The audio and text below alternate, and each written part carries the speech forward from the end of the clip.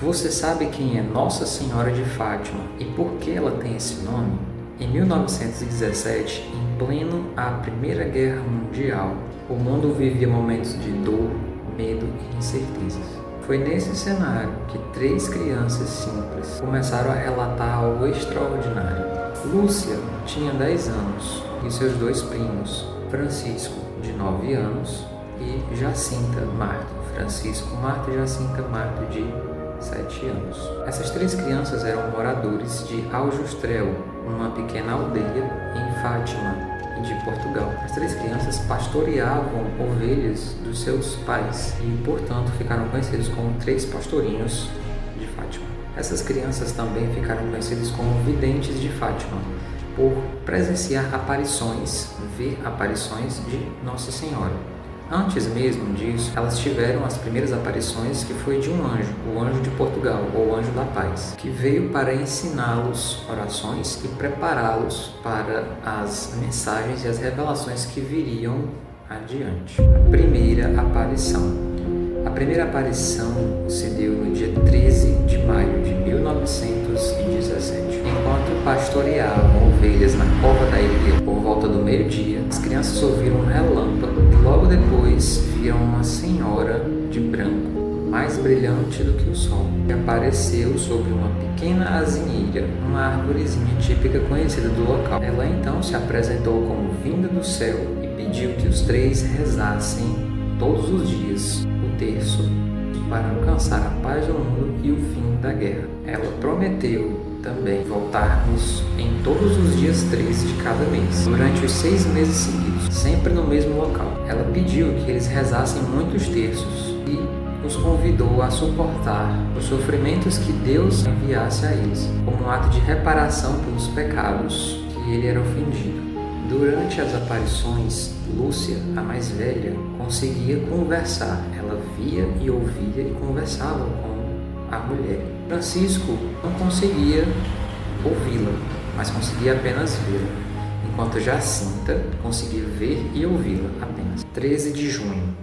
Em 13 de junho, ela pediu que as crianças aprendessem a ler e a escrever, e disse que levaria Jacinta e Francisco para o céu em breve, mas que Lúcia ficaria mais tempo na terra para propagar e espalhar a devoção pelo seu Imaculado Coração e o Rosário também. As crianças aceitavam tudo e obedeciam, porém era natural que elas acabassem falando aos seus pais, e os pais encaravam de forma não tão aceitável. Com isso, muitas pessoas ficaram sabendo. Esse fato começou a se espalhar e tanto devotos quanto curiosos começavam a acompanhar os pastorinhos todo dia 13 de cada mês. Contudo, elas enfrentaram muitas dificuldades. O prefeito, o pároco e as famílias desconfiavam da veracidade dessas informações e desse fato inteiro. Então elas foram perseguidas durante um tempo. Tentavam fazer com que as crianças esquecessem do ocorrido, desse fato, e não irem mais para a cova da Iria. Porém, apesar das ameaças e dos sofrimentos deles, eles continuavam persistentes e permaneciam firmes na fé. 13 de julho. 13 de julho foi a aparição mais marcante. A Virgem mostrou o segredo de Fátima, dividido em 3 partes. O primeiro era a visão do inferno. O segundo era o anúncio do fim da guerra. E o terceiro era a perseguição que a igreja estava sofrendo na época. O primeiro, a visão do inferno, Nossa Senhora revelou a respeito daquelas almas que sofriam muito e que estavam indo para o inferno, eram aqueles que não tinham quem rezasse por eles. E ela também revelou, inclusive, que os pecados da carne são os que mais levam as pessoas para o inferno.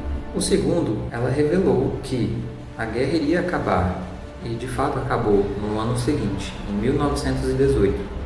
Porém, se as pessoas não se convertessem, viria uma guerra ainda pior, que foi a Segunda Guerra Mundial. E a terceira, a perseguição da igreja e o sofrimento do Papa, que viria a acontecer em 1981, o atentado contra o Papa João Paulo II. As crianças então relataram a dificuldade e as perseguições que sofriam com essas aparições, já que ninguém mais podia ver e ouvir como elas. Assim, a Virgem Maria ensinou-os uma oração ao final de cada mistério do terço e prometeu que na última aparição ela realizaria um prodígio para que todas as pessoas que acompanhassem acreditassem no fato. 13 de agosto. A quarta aparição custou aos pastorinhos uma grande provação. Intimados pelas autoridades e desacreditados pelo pároco local, foram submetidos a interrogatórios, sequestros, prisão e até ameaças de morte, assim não podendo comparecer à cova da Iria no dia estabelecido. Contudo, há relatos de que na cadeia elas converteram muitas pessoas, muitos presos, e havia presos devotos que também rezavam junto com elas. Esse movimento todo fez com que elas fossem libertas uns dias depois. A Virgem os visitou alguns dias depois, no dia 19 de agosto. Os visitou novamente de forma a confortar eles e pedindo orações contínuas. 13 de setembro. Em 13 de setembro, milhares de pessoas já acompanhavam as crianças. Nossa Senhora pediu novamente orações e penitência. A quinta aparição já aumentava o número dos que acreditavam, e Maria diz que Deus estava muito feliz, estava contente com os sacrifícios que eles estavam fazendo. Além disso, confirmou que faria o milagre em outubro, para que o povo pudesse crer também. A sexta e última aparição, 13 de outubro. Em 13 de outubro já se encontrava ali na última aparição, cerca de 70 mil pessoas. Entre elas estavam jornalistas, fotógrafos e a imprensa internacional. Nossa Senhora agradeceu as crianças e reforçou que elas continuassem orando, rezando o Santo Terço, o Santo Rosário. E assim ela se foi, voltou para o céu. E ao voltar para o céu, houve um extraordinário sinal, conhecido como o Milagre do Sol. O Sol parecia dançar no céu e, girando, em seguida caiu em direção à multidão, que gritavam de pânico. Subitamente o Sol voltou ao normal e todos perceberam que suas roupas, antes que estavam encharcadas pela chuva, ficaram completamente secas. E aqueles que acreditavam estavam acometidos por doenças crônicas ficaram recuperados, ficaram curados. Francisco e Jacinta faleceram poucos anos depois, vítimas da gripe espanhola, sendo canonizados em 2017.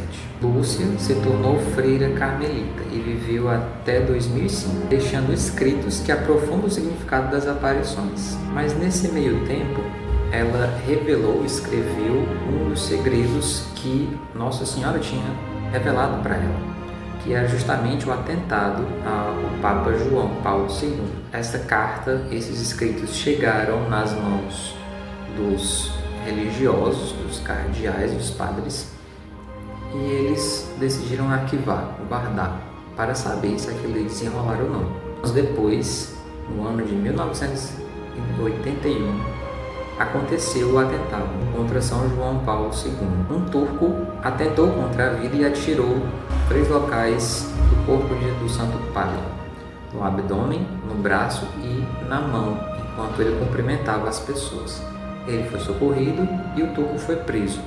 Um ano depois, o Papa se recuperou, foi para a cova da Iria agradecer Nossa Senhora, pois ele viu com uma mão materna que conduziu as balas e não tirou sua vida. E ele perdoou o assassino.